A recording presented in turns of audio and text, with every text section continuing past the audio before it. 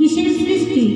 না শাস্ত্রে বলল যজ্ঞ উৎপত্তি ভবেত মেঘয় মেঘ দুর্গরম, অর্থাৎ যজ্ঞ করলে মেঘের সৃষ্টি হয়। আচ্ছা, যজ্ঞ করলেই যে মেঘের সৃষ্টি হয় বুঝবো কেমন করে?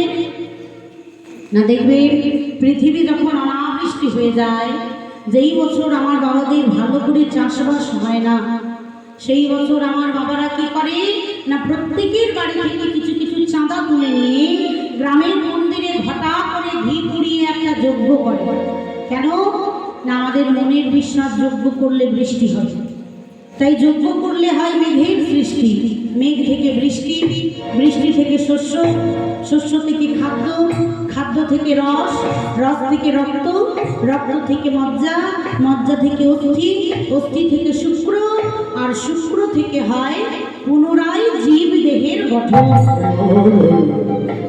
তাই বলা হয়েছে যজ্ঞ ভবনের সৃষ্টা, যজ্ঞ করলে সৃষ্টি। এইবার আস্বাদন করবো পদাবলী। আজ পদাবলীতে কি বলছি? চাঁদের রাত জাগছে, চাঁদের রাত জাগছে আর লাইর অন্য ঝুলা গেছে।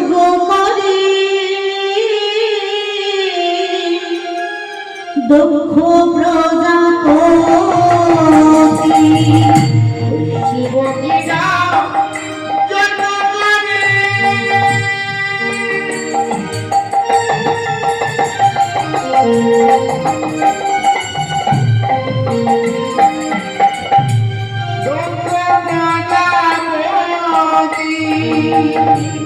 শিবহীনা যোগ করে দক্ষ প্রজাপতি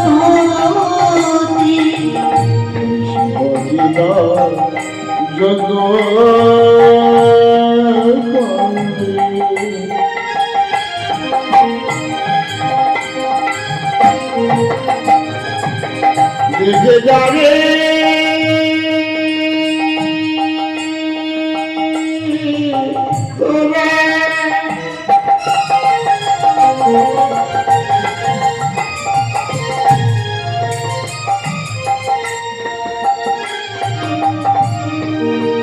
ওই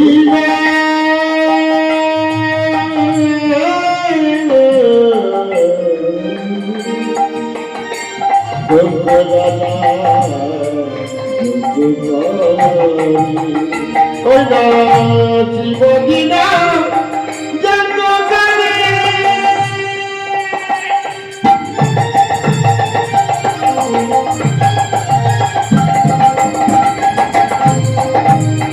আমার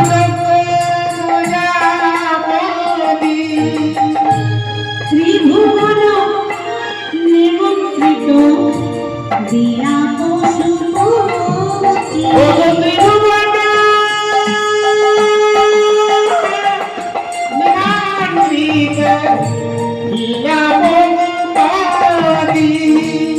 দক্ষ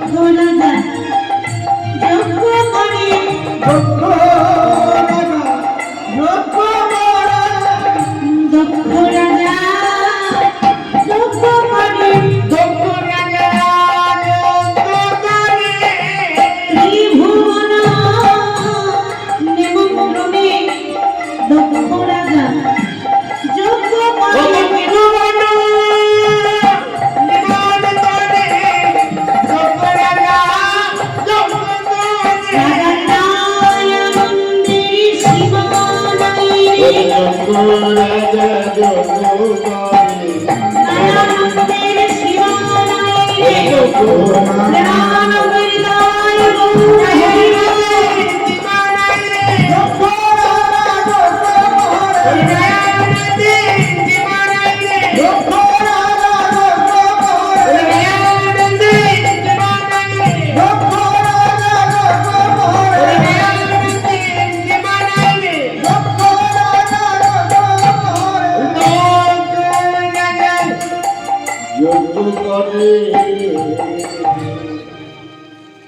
তাহলে কথা বলিতে বলছে কি না শিবহীন যজ্ঞ করে, অর্থাৎ শিবকে বাদ দিয়ে যজ্ঞ করলো কি না দক্ষ প্রজাপতি।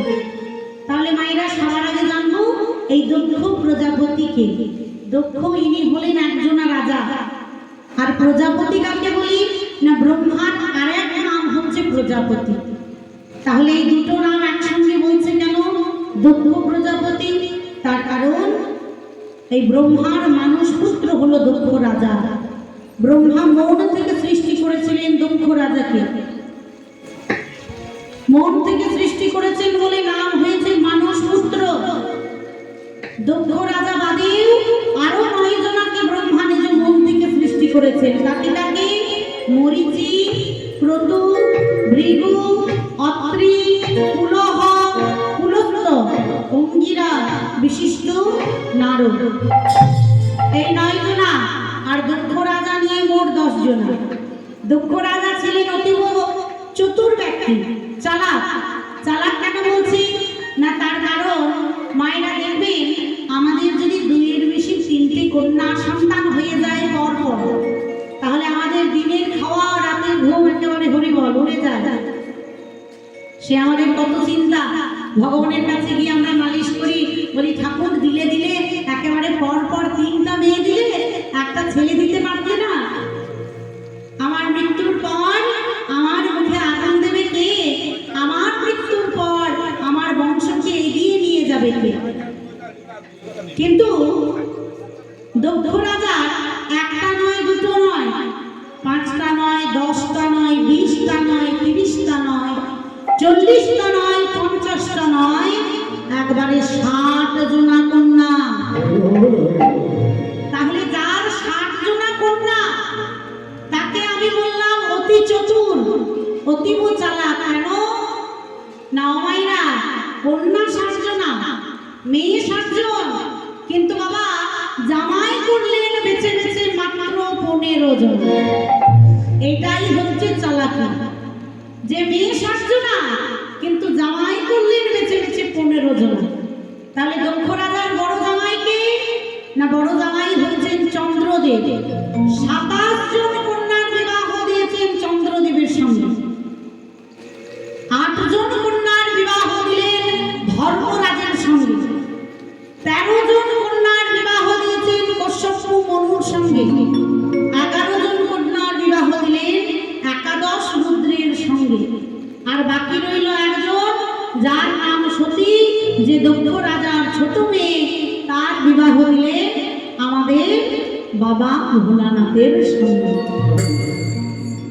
আমাইরা ভোলানাথকে বাবা বলি তো নাকি? একটু কথা বলতে হবে, নতুবা আর গাইব না। কথা না বললে একটু ঘাড় নাড়তে হবে। আপনাদের গ্রামে এসেছি, আপনারাই যদি কথা না বলে তাহলে কি হয়? কি গো মায়েরা, ভোলানাথকে বাবা বলি তো? আচ্ছা, তাহলে ভোলানাথ যদি আমাদের বাবা হয়, তাহলে দক্ষ রাজা আমাদের কে হবে গো? মেসোমশাই এবং মেসোমশাই। মায়েরা ঠিক বলছে, বলেননি। আপনারা বলুন কে হবে? বাবার শ্বশুর কে হয়?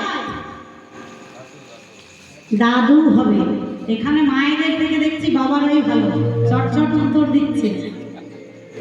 আমা, তাহলে শ্বশুর জামাইয়ের সম্পর্ক মানে মধুর সম্পর্ক। তাহলে এত মধুর সম্পর্ক, অথচ বলছে শিবহীন যজ্ঞ করে দক্ষ প্রজাপতি। শিবকে বাদ দিয়ে শ্বশুর যজ্ঞ করছে কেন? এই যে আপনাদের গ্রামে অনুষ্ঠান হচ্ছে, কখনো নিজের মেয়ে জামাইকে বাদ দিয়ে অনুষ্ঠান করবেন কি? আপনার বাড়িতে যদি কোনো অনুষ্ঠান হয়, মেয়ে জামাইকে বাদ দেবেন? দেবেন না। যদি প্রয়োজন হয়, দুটো কুটুম বাইরের কম ডাকবো, আত্মীয়জনা কম ডাকবো, বন্ধু বান্ধব কম ডাকবো, কিন্তু নিজের মেয়ে জামাইকে বাদ দিয়ে কোনো অনুষ্ঠান হয় না। তাহলে কি এমন হলো যে দক্ষ রাজা নিজের মেয়ে জামাইকে বাদ দিয়ে আজ এই এত বড় একটা যজ্ঞ করলো, যেখানে ত্রিভুবন নেমন্তন্ন করেছে? আজ আমরা এই কারণটাই জানলাম। তাহলে কারণটা কি না, কারণটা হচ্ছে দক্ষ রাজা যজ্ঞ করার বহু পূর্বে একটা যজ্ঞ হয়েছিল। যে যজ্ঞটা করেছিলেন স্বয়ং ব্রহ্মা, যে যজ্ঞের নাম ছিল সর্বমঙ্গল যজ্ঞ। সেই যজ্ঞে ব্রহ্মা ত্রিভুবন নেমন্তন্ন করেছিলেন। আর ত্রিভুবন হতে সকল দেবতারা তারা নিজ নিজ বাহনে চেপে ওই যজ্ঞ সভায় এসে উপস্থিত হয়েছিল। তাহলে বাবা বাহন কাকে বলা হয়? সকল দেবতারা বাহনে চেপে এলো, তাহলে বাহন কাকে বলি? দেখবেন কিছুদিন আগে সোশ্যাল মিডিয়াতে একটি কীর্তনিয়া একটি ভিডিও খুব ভাইরাল হয়েছিল। কীর্তনিয়ার নাম বলছি না বাবা, বলা উচিত নয়, তবে উনি আসলে দাঁড়িয়ে প্রশ্ন করেছিলেন, যদি কেউ শ্রীকৃষ্ণের বাহনের নাম বলতে পারো, এই আসন থেকে নেমে তাকে 1 লক্ষ টাকা দিয়ে যাও। কীর্তনিয়া আসলে দাঁড়িয়ে বলছিলেন। তবে যে কীর্তনিয়া এই প্রশ্নটা করেছেন, এই প্রশ্নটা শুনে কিন্তু অনেকের মনে রাগ হয়েছিল। অনেকেই দেখবেন মঠে, আমাদের এই সনাতন ধর্মের বাবা অনেক মঠ আছে, অনেক মন্দির আছে, তাই না? কিন্তু ওই মন্দিরের যারা মহারাজ, মঠের যারা মহারাজ যারা বসে আছেন, তারাও একটিবার হলে ওই পুরাণটা খুলে ঘাটাঘাটি করেছে যে ওরে বাবা কোন পুরাণে আছে রে যে কৃষ্ণের বাহনের নাম কি? এমনি এমনি তো 1 লক্ষ টাকা পুরস্কার দেবেন বলেনি। তাহলে সবার আগে জানতে হবে যে বাহন কাকে বলা হয়। বাহন কাকে বলি না? যা আমাদের বহন করে একটা জায়গা হতে অন্য জায়গা নিয়ে যায়, তার নাম হলো বাহন। যেমন আমাদের বাহন কি বাবা? সাইকেল। যার একটু টাকা পয়সার জোর আছে তার মোটর সাইকেল, তার চাইতে যার একটু টাকা পয়সার জোর আছে তার 4 চাকা গাড়ি, এই তো।